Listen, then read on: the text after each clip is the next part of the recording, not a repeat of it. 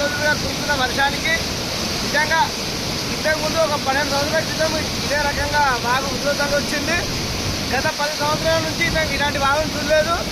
ఈరోజు బాగా భారీగా కురిసే వర్షానికి ఇలా సుమారుగా ఒక 1/2 కిలోమీటర్ వెడల్పుగా ఇలా కూడవెల్లి వాగు పోతుంది.